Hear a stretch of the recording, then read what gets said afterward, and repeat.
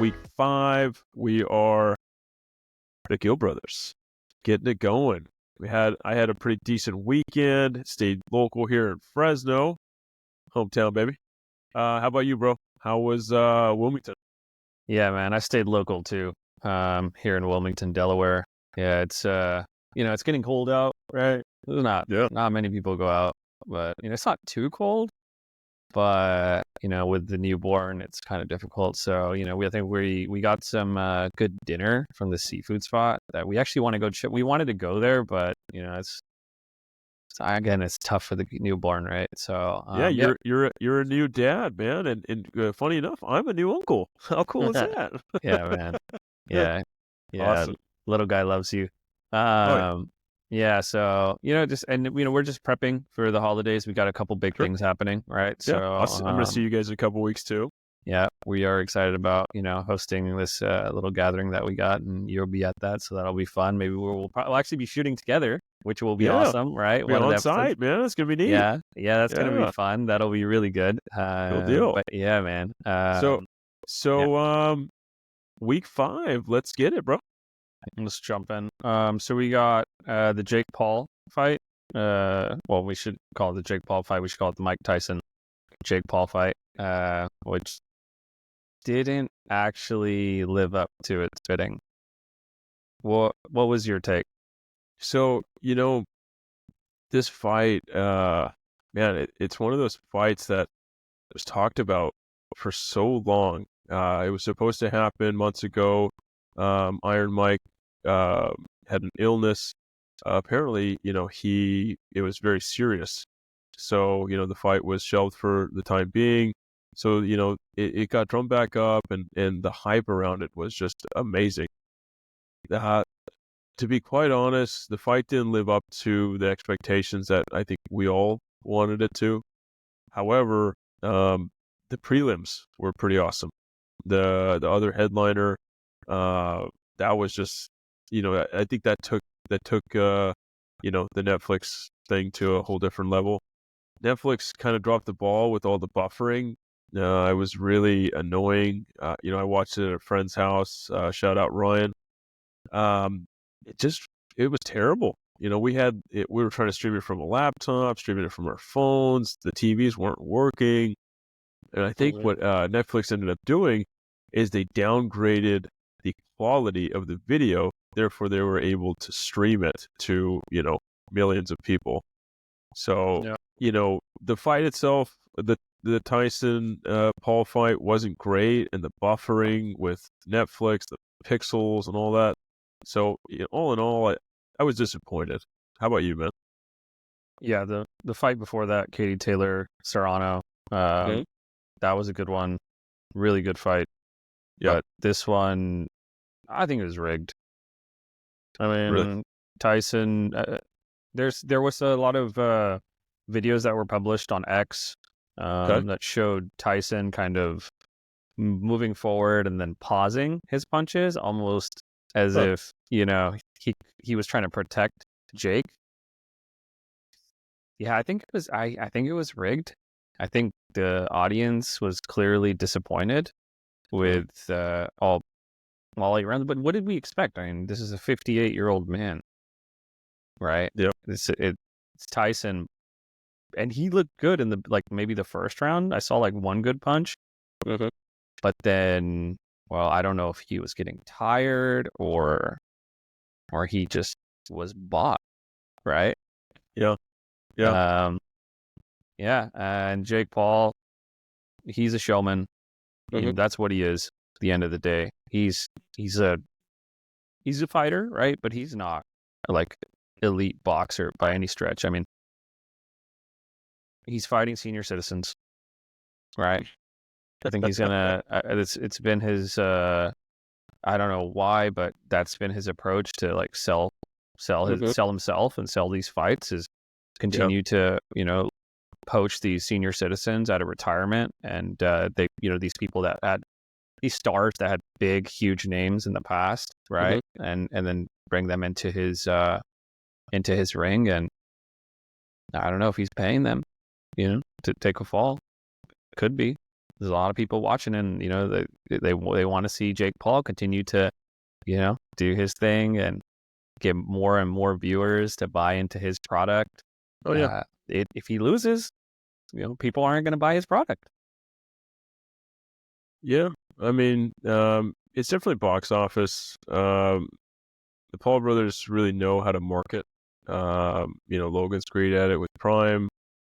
Jake is just doing a phenomenal job with the bouts that he's putting on. And then a lot of fighters getting paid. So there's a lot that can be said about it potentially being rigged or not living up to what it should. But that being said, these guys are getting paid. The women are getting paid. You can't take that away from them. They're still getting, what they're owed. What, back in the day, boxers and UFC fighters, they weren't making the type of money that some of these guys on this card were making. Yeah. From reports, what I heard is Jake Paul took home. I mean, he produced it and everything, so of course he didn't make more. He made $40 million in that ballpark, and then Tyson took home 20. Yeah. I mean, I don't care who you are, for that 6 months of training or what have you, to be able to take that type of money home. I mean, take that to the bank. Why not? Yeah. So, it wasn't the best of showings, but these guys were able to make some money. Jake Paul made more of a name for himself. Sure. I don't know what kind of name he made for himself, but the whole senior citizens thing is real. Can you imagine when Tyson first won the heavyweight championship? I want to say he was at the age of 21 or 22. Imagine that Tyson fighting a 58-year-old man today. What do you think would happen? That 50-year-old man would be dead in the ring. Like, it would be murder. Nobody would even want to watch a replay of that. But that's what we got. Paul's a showman. He knows how to sell fights. He knows how to sell himself. And he even said, I could have knocked out Tyson in his prime. And that's bullshit. That is BS. No one is ever buying that. Tyson would have beat him down with one hand tied behind his back, maybe even two hands tied behind his back. He was not winning that fight against a prime Tyson. I don't want to stay too long on this topic because it's not boxing, right? Gotcha. It's the WWE of boxing, sure. Right? That's what this is. So, UFC, man, now let's talk real sports. Oh man, dude, UFC 309 was special. Like it was good. I'm not talking about the main event.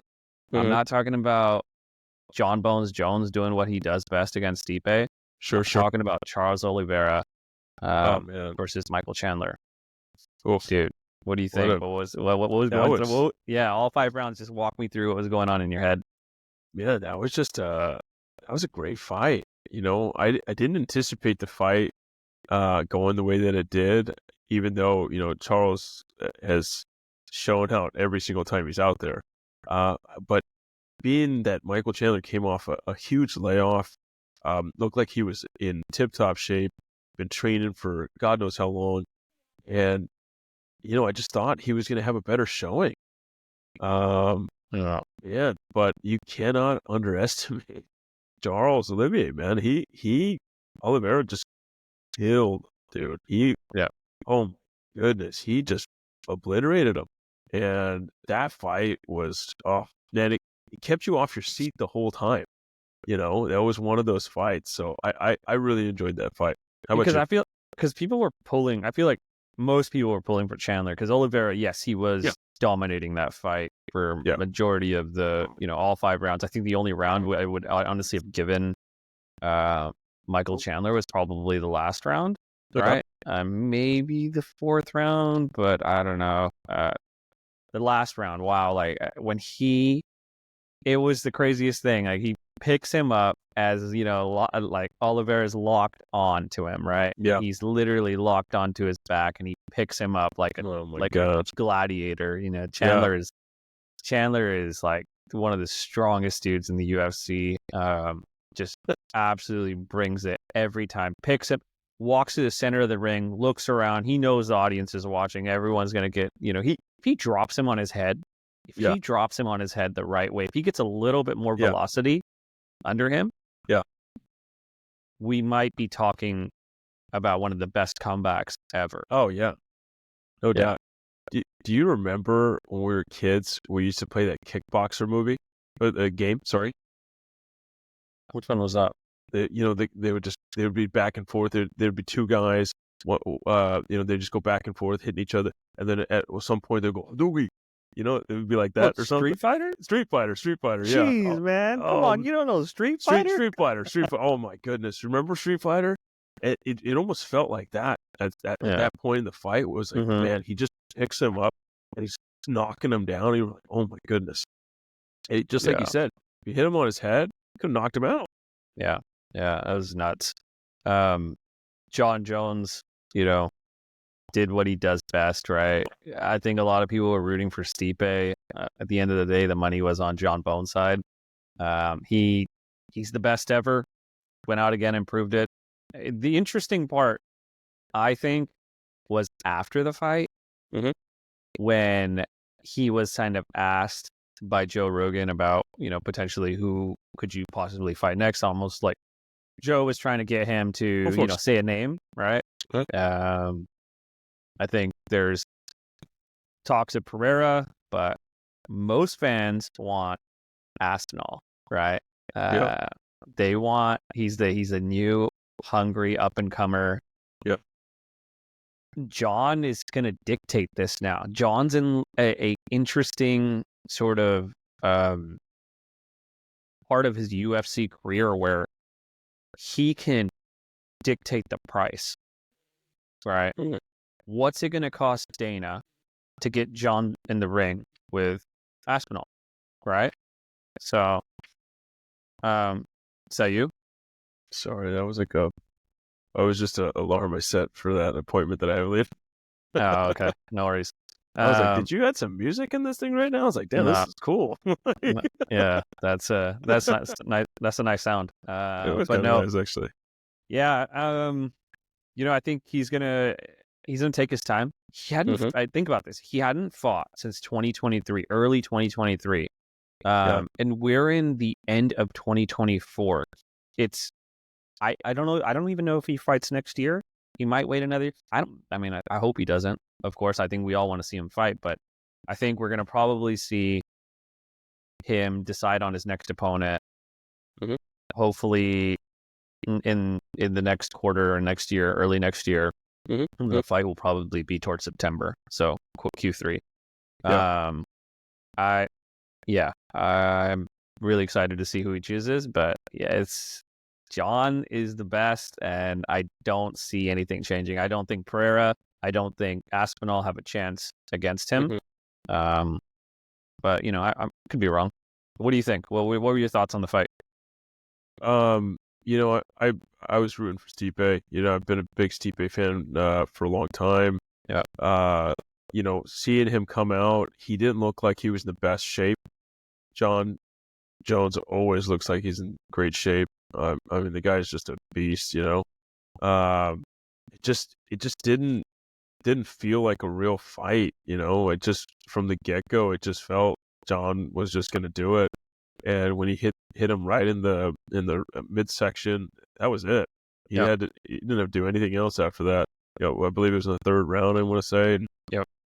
And it was deflating, being a Stipe fan and rooting for him. But at the same time, he didn't get obliterated, thank goodness. It could have been far worse. The man's 42 years old. And it is showed. He 42? Really? He's 42. Yeah, he's 42. No way. Yeah. I know he retired after the fight, but he is old. He wasn't moving as fast for sure, right? Yeah.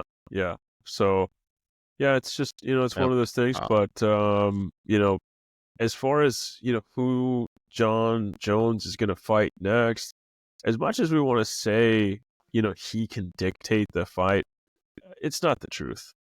There's one person and one man only that's going to tell you who to fight, and that's Dana White.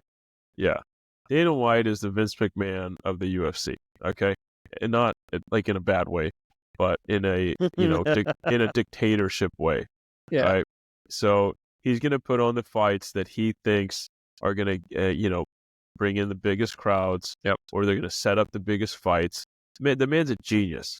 He took a failed business that had, so much in debt, and he turned it into a multi-billion-dollar company. So, in Dana we trust. Okay, so that's how I would put it. Dana's a legend. Dana's a legend, man. The guy's just he's an ultimate competitor. He knows what he's doing out there to set up these fights. It's going to be fun to watch, though. That's the cool thing about taking away from this weekend, which John Jones is back. Okay, so we have something to look forward to. Yeah, we can't wait to see what that next card's going to be. It's super exciting, but like you said, that you don't know when it's going to happen, when it's going to be announced. I feel like it's going to be announced prior to Christmas Day. That way, people are thinking about it. Like, okay, hey, let's maybe budget for that instead of doing so much stuff for Christmas, or New Year's. So I'm sure that Dana has something already cooking. So I say the next couple weeks you might hear some rumblings. Yeah, well, I hope so. Dana said after the fight, you know what tonight told me? There's no fucking way I'm going to make the John Jones versus Alex Pereira fight. John's too big, great wrestler. John Jones has stated he prefers to fight Alex Pereira instead of Tom Aspinall. And you're right. Dana's going to pick this fight. He's going to pick and choose who John fights. But also, this is going to be a back and forth match with Dana and John, right? John can drag this thing out. Dana can drag this thing out. We'll see, right? What happens, but it's all about the money at the end of the day. Yeah, that being said, I really want to say that John Jones is going to have to get back in the octagon within the first quarter of next year. The reason being, he's had such a big layoff. There's a lot of money that he's lost sitting out there. The man can rake it in the thing about UFC and any type of combat sport, it's not infinite. Your body is gonna let you down at some point. Right now, he is in the prime of his career, and he needs to utilize this. He needs to go out and make those big fights. He's probably, in my estimation, he's probably got 5, maybe 8 huge fights left in him, depending on the wins and losses. So the sooner he can get back in the octagon, the better it's going to be for him and his career. He didn't get viciously, hurt in this last fight, so his body's okay, from what I understand. So there's a big chance that he's going to be fighting again within the next, I'd say, 3 to 4 months. Yeah, I hope so. Yep. Moving on to the NBA, we have the teams now playing, or some of the games are being played for the NBA Cup, setting the stages for the playoff. As of right now, it looks like the Knicks are favored to win the NBA Cup, followed by the Celtics, Cavaliers, Thunder, Warriors, and Nuggets. Yeah. Don't see the Lakers on this chart, so there's probably somewhere way on the bottom there. But haters gonna hate. Yeah, it's crazy. In the Knicks, above the Celtics and Cavaliers. Celtics just beat the Cavaliers. They gave them their first loss of the season. I've seen some Knicks games. They're good, man. They are really good. Yeah. Brunson, Towns, that duo is special. It's something that we haven't seen. I don't think the NBA has been this excited about a Knicks team in a very, very long time. So I'm excited to see them in the playoff, right, for the NBA Cup, to see how they do. I hope it's the Celtics Knicks, right, towards the end. But we'll see. We'll see how the Lakers do as well. What are your thoughts? Who's your favorite right now to go all the way? I wouldn't. I wouldn't say I have a favorite. I'm just going to give you some background of what happened this week with me. I went to my buddy Craig's house the other day, and we were working out in the shop, had the TV on. We caught the Celtics Cavs game from beginning to end, and the Celtics came out. They hit them in the mouth, and they dragged them all around the court, and it just looked like it was going to be a bloodbath. And Cavaliers, my goodness, to be down 20 plus points, to come within 2 points, never to tie it again or never to take the lead. That didn't happen after the second quarter. But man, that team is resilient. I would be very, very worried if I was in the Eastern Conference and I'm the defending NBA champion Celtics. You have a couple of teams in the East right now that have the ability and the depth to take you guys down for sure. Yeah. You guys, the Celtics, when I say you guys, because my brother's a huge Celtics fan next to my cousin up north, crazy guys. But the Celtics have a great team, but what I feel like is they live and die at that 3-point line. Absolutely. Because at the end of the game, when they were not hitting those 3-pointers, they let the Cavaliers back in the game. And it was almost a Danny Green situation, or not, Danny Green situation where he's like, "You want to crown him? Crown him then. Let him off the hook." It was almost one of those moments. So, it was a great game though. And you know what? I've really started to watch basketball this week. At the beginning of the season, I wasn't really into it. I mean, it's a long season, 82 games, but the NBA Cup is drawn me in. It's fun. They're playing for something. Oh. These guys are actually competing. They're not sitting out back to backs. It's worthwhile. So I think they really got something here for sure. For the average Joe that doesn't watch, I think this is it. Yeah, it's really cool to see some more competition early on in the season. Like you said, back to backs. Some of the bigger stars, they tend to sit those out. Kristaps, I do want to say Kristaps is not played a game this season for the Celtics, and he's a 20-point scorer. Yes, the Celtics do score average about 50 3-pointers a game.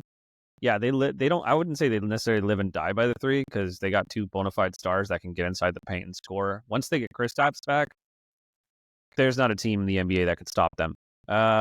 Moving on, Draymond said some interesting things about his altercation. Let's talk about the altercation first. Yeah, someone said that I actually think Draymond Green should be suspended. Oh, sorry, this was Kendrick Perkins. Kendrick Perkins said, I actually think Draymond Green should be suspended for an extended period of time. This could have been a season-ending injury for Zach Edey. There's no room, no place in our game for these type of actions. Tell Draymond, first off, Big Perk is a bona fide Celtic for life. So take that with a grain of salt, whatever he says. He's also the biggest Celtic hater too. So just want to throw that out there as well. So, but Perk has a point. He does have a point. I don't know if, everybody listening right now has seen that play with Draymond and Zach Edey. If you haven't seen it, jump on YouTube or get another window going and watch it. Yeah. But it could have been bad. I mean, we're talking about a 7-foot plus center, and he was dragged down by his ankle while he was trying to push the ball up court. And so all of his weight, he fell on his chest. It could have been bad. I mean, this guy, he has a lot of weight to him. So, I don't think Draymond did it in like a crazy malicious way. I think he was just trying to stop the fast break.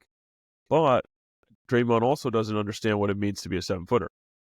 So, yeah, definitely his actions, need to be taken under consideration going forward. Everybody says he's like a dirty player. I don't think he's a dirty player. He's just a passionate player. He's a passionate player it crosses the line from time to time, and definitely he needs to be reprimanded if that happens. Draymond does this every season, and so at some point somebody's going to get hurt like really bad, and the NBA is going to have to do something, Ron Artest-esque, maybe suspend him for the whole year, right? Hope not. I hope not either. I think Draymond's great for the league, though, right? Yeah. I think he's that sort of old school 90s, early 2000s like type of like player like Rasheed Wallace, right? That really just ball don't lie at the free throw line if you miss, right? That was fun. Draymond, he's got that old school attitude, and I think the NBA's gotten a lot softer, right? Yeah. He takes us back to that when the NBA was tough, right? When you had like the Portland Trail Blazers, they were bullies. When the Lakers, Shaq, Don't forget the bad boy Pistons. Don't forget those guys. Oh well, yeah. I mean, then obviously when she went over to the Pistons, they turned into they were like this new version of like the bad boy Pistons, right? From like when Jordan was going up against them, right, against Lambeer and Isaiah Thomas. But yeah, Draymond is, dude, this guy. You could suspend him. I don't think it should necessarily change. But he's got to be careful. You don't want to hurt anyone. At the end of the day, those guys played tough. They're in your face. Talk the talk, but don't go out and like purposely try and hurt someone. Right? That's not like, this could have been a pretty bad injury for Edie. Yeah, it could have been bad. I would take away purposely, like he did some of it on purpose, but I don't think it was like malicious. So yeah. All right, let's get into football, man. It's week 11 of the NFL just wrapped up. We got Chiefs finally getting that L. Yeah, the Bills were the team, man. They finally did it. They're the team that took them out. Josh Allen. Well, Josh Allen was Josh Allen, right? He's now entered the MVP discussion alongside another AFC quarterback, Lamar Jackson. Mm-hmm. Talk me through his performance. What did you think? Josh Allen, local boy from Fireball, California, just down the road here. Wish he'd play for Fresno State, but I don't think they recruited him that well. But hey, he's doing big things. Super, super happy for him. So, sorry, Mission, you do remember, or I don't know if you know, you probably do. Didn't he play for junior college? Yeah, Reedley, right? And Reedley Junior College. Yep. That's, how far is that from you? No, can't be more than 25 minutes. Yeah, that's crazy. Going from Reedley College, then going to a proper 4-year university. And went to Wyoming. Yeah, Wyoming. And then from Wyoming, which is a rock's throw away from Denver. Yeah. John Elway, good old John Elway, passed on Josh Allen in the draft. Oof. What are you thinking about now, John? Is John Elway still the GM of the Broncos, or is he retired? I think he got pushed upstairs even further. I don't believe he's the GM any longer. I want to say that they pushed him up even higher, just because they don't want to alienate the fan base. Yeah, I might be wrong though. But that's one of his biggest faults right there. I mean, he did bring a Super Bowl there, which that's great, good for you. But Josh Allen is a franchise quarterback. He's going to be a quarterback in the NFL, God willing, for a decade and a half at least. Yeah, he played an amazing game. They kept their foot on the gas the whole game. The Chiefs, they had some good moments, but the Bills outlasted them. They went down at the end of the game. They put another touchdown on them, made it a 2+ possession game. And that was it. They did what the Chiefs do. They went down the field at the end of the game with a lead, didn't give the ball back until they scored, and they give Patrick Mahomes zero opportunity to come back. And that's the way you do it. You have to stop Patrick Mahomes on a handful of drives, but in doing so, your offense needs to capitalize and score on those drives. If your offense has a 3-and-out or doesn't score when you have Patrick Mahomes punt the ball, you're still giving him ample opportunity. Yeah. You have to take advantage of those 3-and-outs or those drives that don't result in points or touchdowns, the ones that only get field goals. You got to come back out. You got to score a touchdown. You have to match fire with fire. Yeah. I think they might have given the blueprint to the rest of the league. Not everyone has a Josh Allen for sure, but that pass rush, jeez, man, that pass rush was in Mahomes' face all game. Yeah. And for this game, the Chiefs did not have the refs in their back pocket. So, great performance by Josh Allen. Looking forward to seeing more of that, just not against our 49ers. But we'll get to that later. Hey, Josh, if you want to take a bye week, week after this, you're more than welcome. You've been doing a lot of big things. So you should take a week off, man. What'd you do, Anthony Richardson? Just take a little time off. You're tired, Yeah. Do you think the Chiefs now should be concerned about seeing the Bills down the line in the playoffs? No, not at all. Not at all. This type of things happens every year. There's always a team that wins in the regular season and come down to playoffs. They think they already got the team's number. They're going to be able to, just walk all over them or get that W at the end of the game. The thing about Andy Reid coach teams, he is the most prepared head coach in the NFL. He lost that game. He may have lost the battle, but he hasn't lost the war. That's his mentality.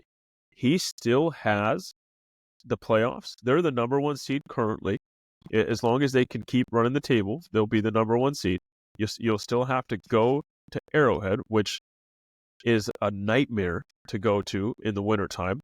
The Bills have gone there, I believe, a couple of times already and, not come out with the W. So the ball's still in the Kansas City court. So they may have lost the game and they have an L on the sheet. But they've let that pressure off now. Now they can finally play without the fear of losing a game. They've already lost the game. Now they can just play again. So I don't believe so. I still feel like the Kansas City Chiefs are still going to be the favorites. The Bills are right there, though. The AFC is stacked. They are stacked, man. It is going to be. I'm more looking forward to watching the AFC playoffs than I am the NFC playoffs. The NFC playoffs they're a little top heavy, but the divisions are fairly close, so which is going to be fun to watch. Yeah, I think the Bills kind of celebrated a little too early. They should have just treated it as a game. The end of the game, you saw them getting their fans excited, this and that. They were talking about Patrick Mahomes. They're watching that. They're going to use that as fuel, right? Mm-hmm. Down the line. So I think I hope they didn't, top out here. So we'll see. I mean, that's a big emotional win. Let's see how they do next week. Ravens lose to the Steelers. Wow. Ooh. This is a divisional game, huge divisional game. Lamar Jackson, I don't know what it is against the Steelers, but he just doesn't play well. He's an MVP candidate. He plays well against every other team, but Mike Tomlin comes to town, and Lamar Jackson, man, he just suns him every time. He just lets him know that, hey, you're not doing it to us. You're not doing it against the Steelers. And crazy. Did you know their kicker, they didn't score a touchdown. They did not MVP. Score. Ridiculous, man. Just ridiculous. I played that dude in fantasy. Chris Boswell. That's what you're talking about. I'm not going to talk about fantasy. This is a heartbreaking loss for me.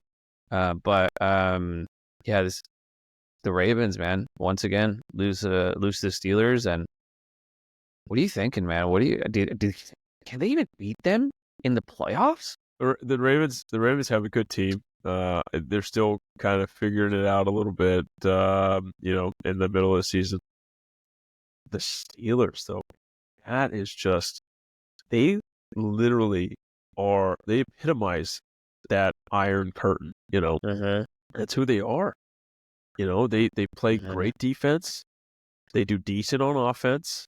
Yep. I mean, what are you going to do with Russell Wilson as your quarterback? His best years are definitely behind him. But as long as he doesn't turn the ball over, gives them an opportunity to win. Mike Tomlin, goodness, man. This guy has never had a losing record in the NFL. Just wrap your mind around that for a second. To not have a below 500 record in any season, and I want to say he's been coaching for 13, 14 plus years. Yeah. The guy's a first ballot Hall of Fame coach. No doubt. He's unbelievable, but he knows his division. He knows their strengths. He knows their weaknesses. He is super prepared every single time he goes out there against one of those division teams, because he sees them twice a year, almost 3 if they see each other in the playoffs. I wouldn't be surprised if I saw these two teams match up in the playoffs again. Yeah. I don't know how that's going to go. Do you think the Russell Wilson, starting over Justin Fields was the right move by Mike Tomlin? Yeah. I think Russell Wilson gives them a better opportunity to win. He's a veteran quarterback. He's doing all the right things right now. Mike Tomlin is a coach that's comfortable with a quarterback that has, a few years under his belt. He's played on, with some good teams. He's a Super Bowl winning quarterback. Been to 2 of them. Should have won 2. If it wasn't for, Jerry Butler. And it's right now, it's a good problem to have. You have 2 quarterbacks that are pretty decent. You look around the NFL right now, I think there's about 20 other teams that would love to be in the situation that the Pittsburgh Steelers are in right now at the quarterback spot. Yeah, absolutely. He's had wins against the Commanders, playoff team. He's got a win against the Ravens now, playoff team. Yep. So, I think maybe Justin Fields scores more touchdowns in that game, maybe, right, with his legs. I think they need to figure out a way to use Justin Fields in the red zone. Do not be surprised. And I think this is what's going to happen come playoffs. Don't be surprised if they have some wildcat formations, if they just do some crazy stuff with Justin Fields. Because right now they're just playing, one quarterback up and down the field, what have you. But when you get down to that time where it's a win or go home, I guarantee you Mike Tomlin will use his full artillery, 100%. Yeah, absolutely. The other game I wanted to chat about today was the Commanders losing to the Eagles. I had picked the Commanders, and you had picked. I think you picked the Eagles, right? I believe so. Yeah. Yeah, I got burnt a lot by some fans here. One particular, my friend John. He's been listening to the pod, and he's been really disappointed by how I've been kind of, lowballing the Eagles. Well, not giving them the respect that they deserve. Okay, this was a big win, right? I said the Eagles had not played anyone this year. Really, that was a good team, right? A playoff team. They did that against the Eagles. So I'm going to give them their flowers, right? But, right, their defense is better this year. I do want to say this. Their defense is better this year. Their offense is better with Saquon.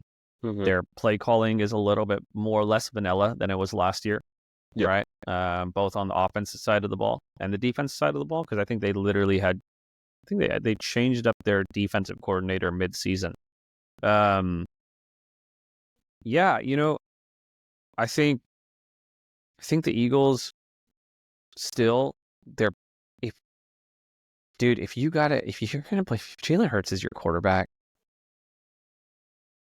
and I just see this guy regressing more and more. He's your quarterback in the playoffs, and this is his output, right? He's throwing interceptions. Wait till he plays a really good team, right? Like a Lions team, right? Like a Packers. I mean, he played the Packers, sure. He beat the Packers. I'll give him credit for that. I can't get behind Jalen Hurts, man. I know he can beat you with his legs. There's something missing here. So with him, I just don't have the confidence in Jalen Hurts. Maybe I'm wrong, but yeah. What do you think? This John character you speak of, I believe I met him once at the garage in Philadelphia. That's right. We had a few Coors Lights together. How you doing? Yeah, the garage is sick, man. Great spot. Great spot. Great. Philadelphia is a great town, amazing place. A very, very passionate city about their sports teams. And John falls into that category. So, Jay Hurts, man. One thing I'll tell you, he is a really, really good quarterback.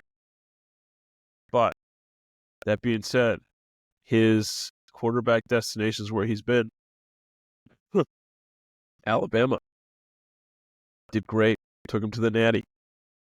Who had to come in to win that Natty in overtime? Tua Tagovailoa. All right, next season, let's transfer.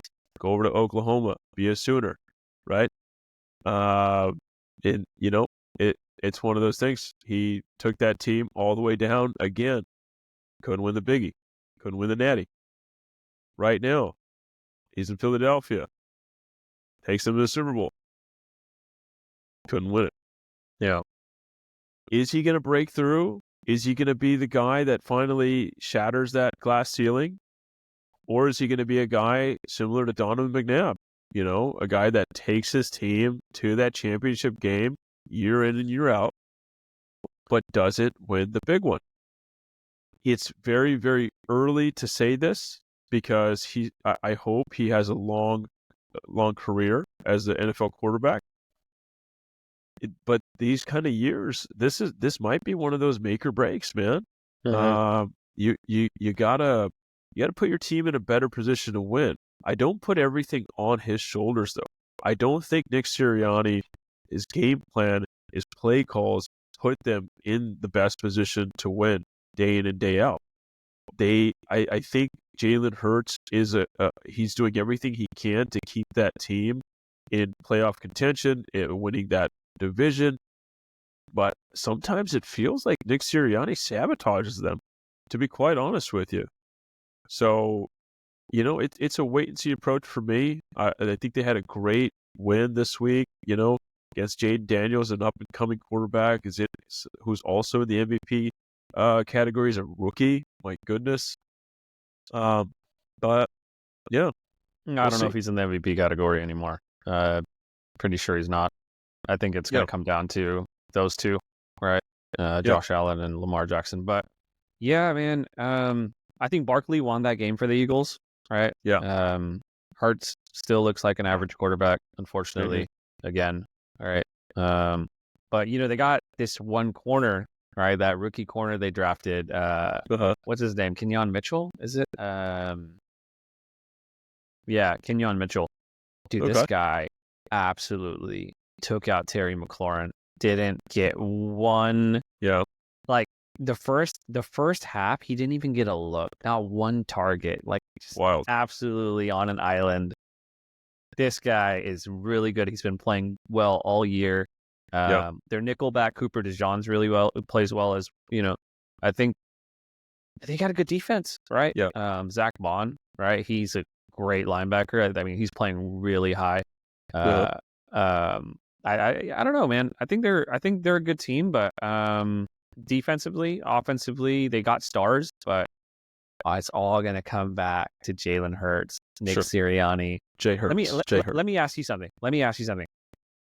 If they looks like they're gonna lock up the division, right? Yep. Maybe even have the second seed, Sure. potentially, right? Yeah. Let's say Detroit is going to get the first seed.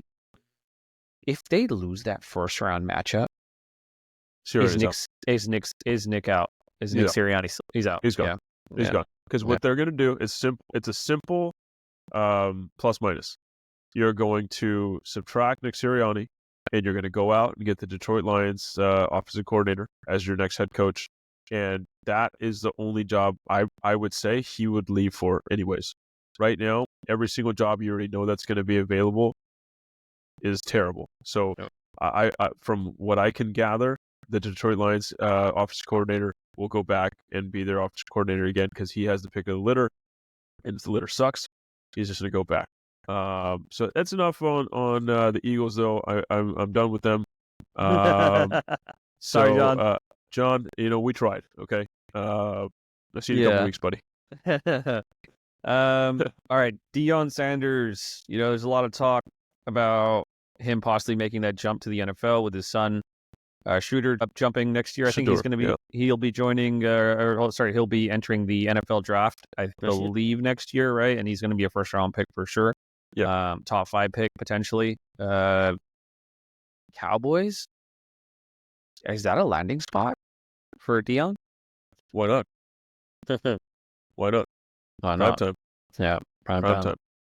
He's I don't know if you know this, but he's kind of a big deal. He's taken Colorado by storm. He already has a few cowboy hats, so he looks good in them. And he won a Super Bowl with them. And the last Super Bowl that the Dallas Cowboys have to this day, prime time was a big part of that. So it would be a feel-good story. It would be pretty amazing.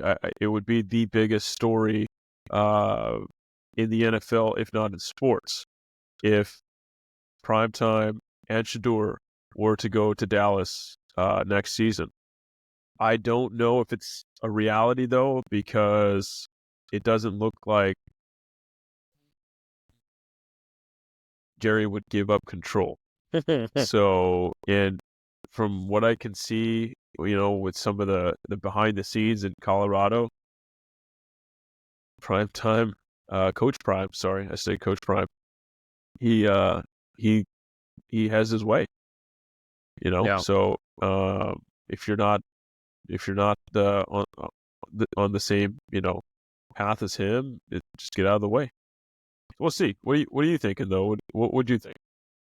Yeah, he did come out and say that he's not interested in jumping into the NFL, right? Yeah.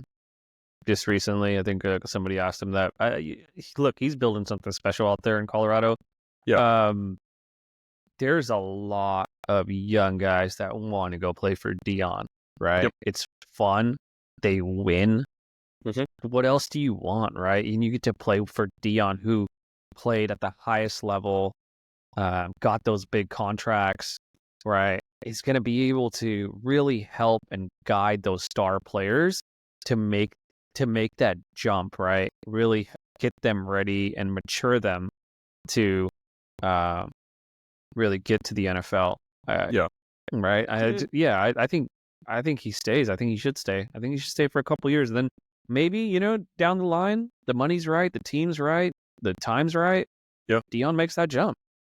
Deion Sanders, while we started this podcast as well, he signed the number 2 recruit in next year's ESPN 300, Julian Lewis, 5-star quarterback. So that's big.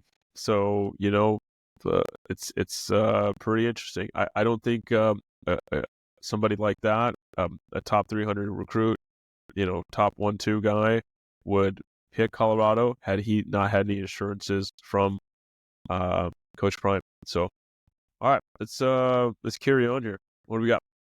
Dude, we got the Niners, man. Let's talk about our team. Let's do it. Oh, yeah. This was tough. Niners lose a heartbreaking.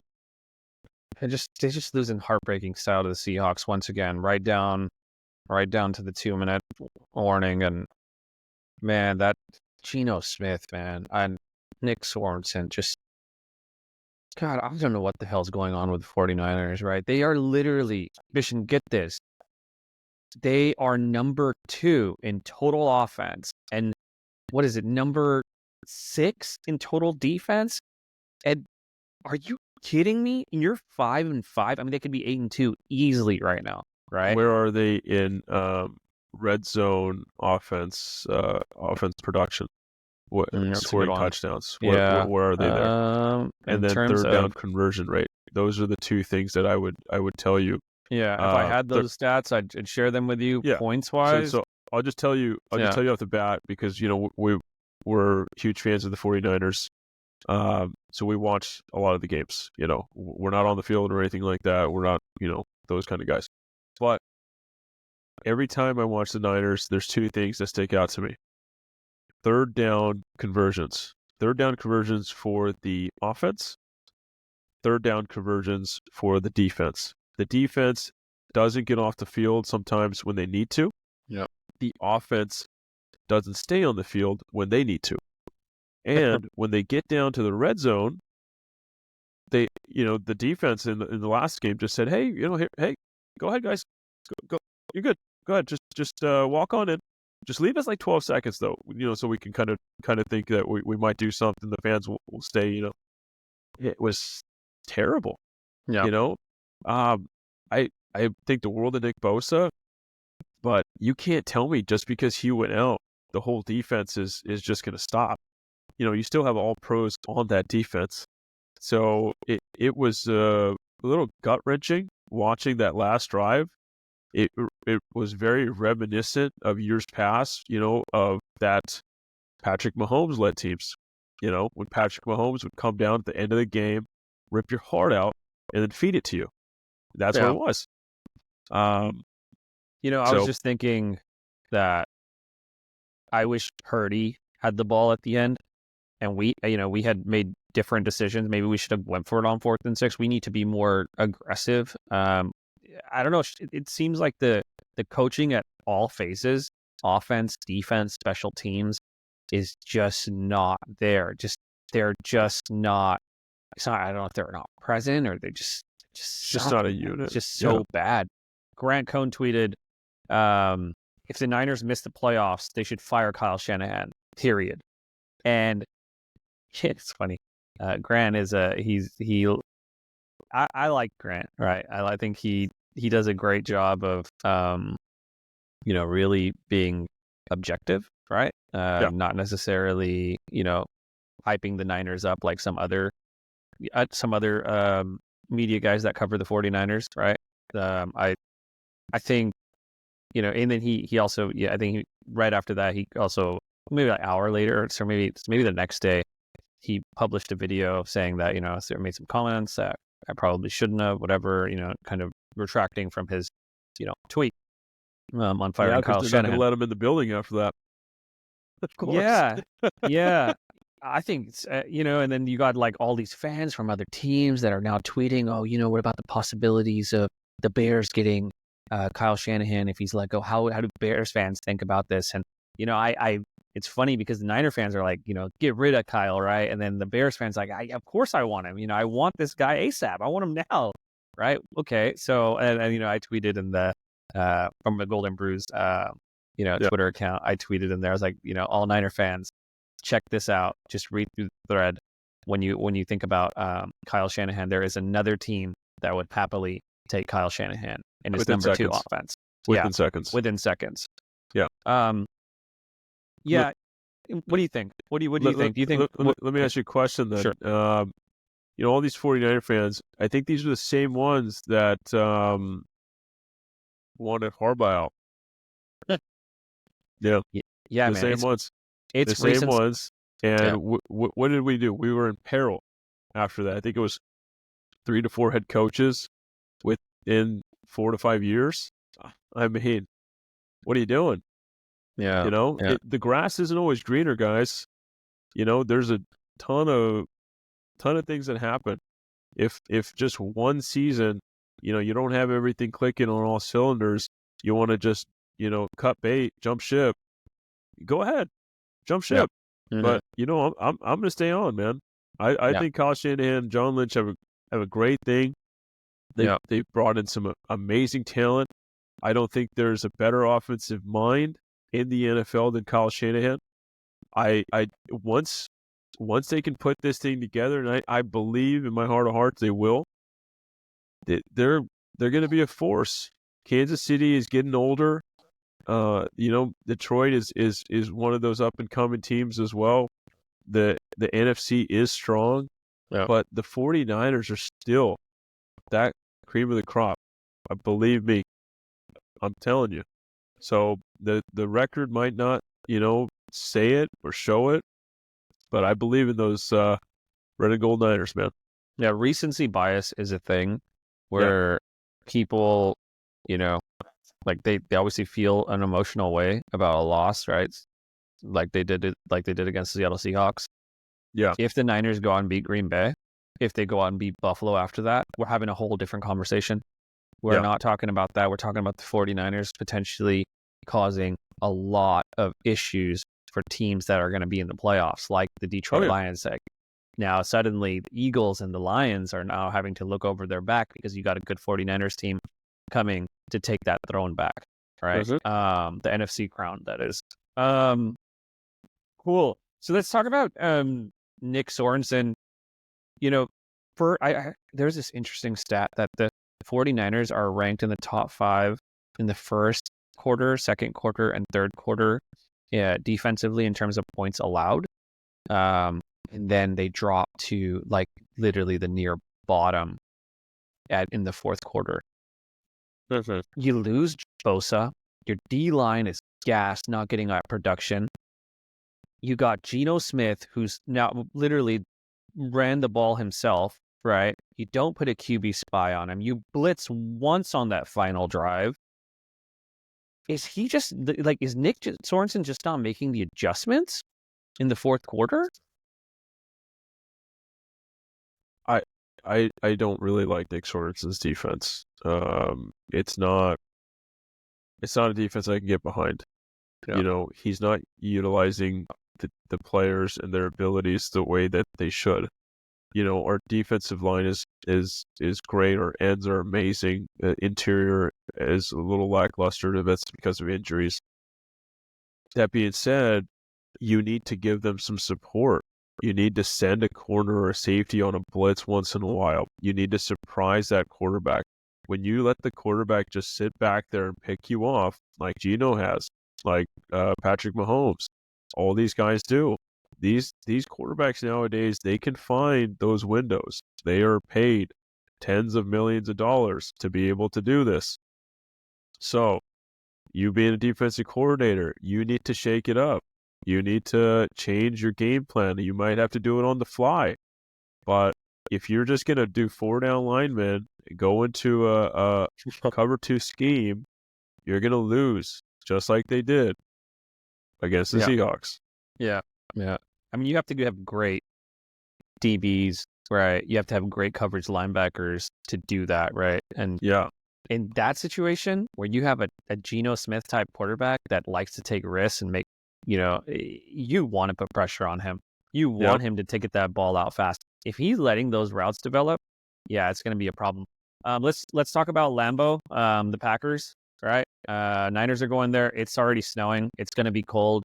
How are the Niners? How are the Niners going to win this matchup? The Niners have to completely change their defensive philosophy. If they're going to play the same way that they've been playing all season, they're going to lose. Jordan Love is a really good quarterback. He's a capable quarterback. He can run the ball. If you're going to sit back there, you're going to run. You're going to rush 4-down linemen. You're going to sit to cover 2. He's going to drop back to pass. If he doesn't see anything, he's going to run. And if you think that he can't outrun some of these defensive linemen, some of these linebackers, you're mistaken. The guy has some wheels. So don't sit back there and think that that's the same old thing's going to work. Get your head out of the gutter, change it up, and figure out how to win. The reason the 49ers have been so successful in years past isn't our offense. It's our defense. It's the reason why every single team in the NFL that has a head coaching vacancy has gone after our defensive coordinators. It's because You have such talent on that defense.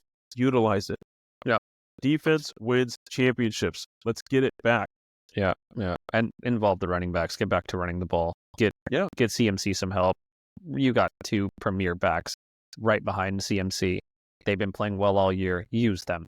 All right, man. We're going to get to the end of our, end of our segment here. What we'd like to do is pick them for week 12. Let's do it. So we got a couple games here that good games that I think, that are going to be worth the watch. Yeah. Vikings versus Bears. Who do you got? This could be a trap game for the Vikings. The Bears are reeling right now. They're just flapping in the wind. Yeah. I think I'm going to go with Chicago in this one. I think Chicago needs this win way more than Minnesota. Give me Chicago. What about you? Okay. Yeah, I think I'm going to go with you on that. Chicago Bears. Yep. The Bears are going to win this for sure. Let's go to Niners Packers. Okay. Let's try to be unbiased here, right? I know we always go with the 49ers. But let's try. Let's think about this. I mean, this is going to be a tough matchup. Who do you think is going to win this match? So this is what I'll do. Instead of picking the game, I will tell you if the Niners do this, they will win. If the Packers do this, they will win. Fine. For this one, you can do that. Fine. Go. If the Niners change their defensive philosophy, if they start bringing pressure, if they flip the script when it comes to their defense, they will win the game. The offense is not the problem. The 49ers offense is not the problem. The defense needs to change. It's not the player personnel. The player personnel, they're amazing. Every single guy out there plays for the guy next to him. It is the defensive strategy. Nick Sorensen, I hope to God you're watching. If you are, shout out to you, my man. But hey, just blitz. Just blitz. Don't give them any time. Yeah. Jordan Love, if he's blitzed, you can go back and look at the stats. They're probably on ESPN or NFL Network or somewhere. When he's pressured, he cannot get the ball out. He will take a sack. He will go down. And God forbid, they've had to put their backup in a few times this year because he is a bit injury prone. Malik Willis. If you're bringing the pressure, who knows? Who knows what can happen? But you can't sit back there and keep doing that. Packers, if the Packers are going to win the game, they have to keep their offense on the field. If their offense remains on the field and the 49ers defense gets tired, the 49ers offense is not able to come out there and have as much time on the field, the Packers will win the game. Yeah. Niners, I think you got to run the ball, right? You have to run the ball. You have to establish the run on offense. Defense, like you said, you got to blitz. You can't give them too much time back there. For the Packers to win, I think they just need to convert in the red zone because the 49ers have an issue converting in the red zone. If the Packers can score touchdowns, the 49ers are going to have to score touchdowns, and that's been tough all season for them. So, Eagles versus Rams, who you got? Ooh, man. I'm excited about this one. This is tough because, I hate both teams. But I respect them. At the same time, I don't think the Eagles can beat the Rams. The Rams have turned something on in the last couple of weeks. Sean McVay is one of the best coaches in the NFL. He always gets his guys ready to go. He never throws anybody under the bus. He always throws himself under the bus and lets people drive over him. But they're doing great right now. I'm going to go with the Rams with this one. They're getting healthy. Their wide receiver core the duo is top, 1-2 in the NFL. They're doing amazing. Matthew Stafford is turning back father time. So what do you think? Yeah, I'm going to go with the Eagles in this one. I think the Rams are it's one of those games where, it can go either way, but Eagles just have a good running game, right? They're going to keep running the ball with Saquon. That's going to be an issue for the Rams. The Rams are playing better, but Eagles they have a lot of talent on both sides of the ball. Yeah. But it's going to come down to Jalen Hurts again, right? See how he plays. This one's going to be tight. I think it's going to be decided in the fourth quarter. Ravens Chargers. Oh man, this is a big game. The Harbaugh. Oh yeah. Give me the go Chargers. Go. Oh my God. Yeah, Chargers defense is playing really well this year. Ravens offense has been playing really well this year. So something's got to give here, right? Yeah. I think Lamar Jackson's going to run into some of the same issues he had in Pittsburgh. Yeah. And yeah, I think they're going to lose. They're going to lose back to back. I think they're reeling right now. I think Jim Harbaugh, is brewing something special. Herbert, low key MVP contention. Just hear me out. Yeah, you still got half season left to go, but just watch out for that.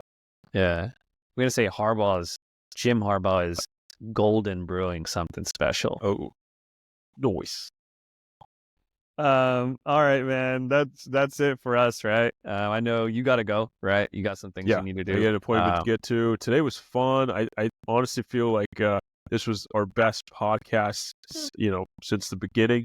Yeah. We're doing our best to learn from the past and just keep growing as a duo here as brothers. Yeah. Hopefully y'all are enjoying this. Week 5 is in the books. If you guys got some pick'ems, you guys want to go against us, go down in the comments, pick the game, send them out to us. And, if you guys beat us, maybe we'll put you out there and let you talk smack to us a little bit. Yeah. And make sure guys to follow us on X, Instagram, YouTube, Spotify, Threads, TikTok, right? We're literally on everything. Yeah. We're doing this thing. It's been honestly such a fun experience. Just putting all this together. And I hope everyone is enjoying. We're gonna keep going with this. And yeah, man. That's it. It's Golden Brews signing off. Take care, guys.